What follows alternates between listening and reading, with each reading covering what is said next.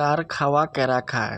আসসালামু আলাইকুম বন্ধুরা, আপনারা সবাই জানেন যে ৯ নং বীরসিংহ জোড়া সমষ্টির থেকে এই ইউডিএফ দলের থেকে প্রার্থী ছিল একজন। সর্বপ্রথমে দাবিদার ছিল, খুব নামি দামি প্রার্থী ছিল ডক্টর রাজা আমিনুল।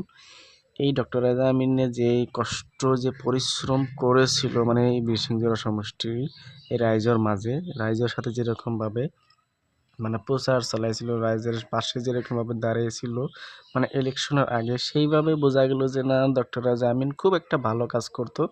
আর সেই একটা খুব বাগা নেতা হিসাবে গইরা উঠতো। হ্যাঁ, তাকে এর আগের বারও টিকিট দেওয়া হয়েছিল ঠিকই, কিন্তু সে জিততে পারে নাই। কিন্তু সে দুর্ভাগ্যবশত হতে পারে নাই।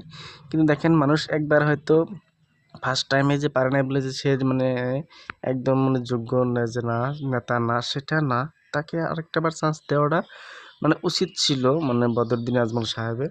কিন্তু সেটা না করে কি করলো, হঠাৎ করে কোথা থেকে আলী আকবর মিয়া আসলো, এই ইউডিএফ দলে জয়েন হয়ে গেল। সে দাবিদার হয়ে গেল। সে ছিল এক্স এমএলএ।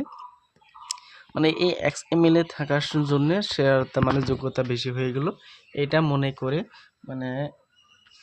এই ইউডিএফ দলের দিকে বদরুদ্দিন আজমল সাহেব টিকিটটা তাকে দিয়ে দিল। কিন্তু সেটা কাজটা আমার মতে আর কি ভালো করে নাই, যেহেতু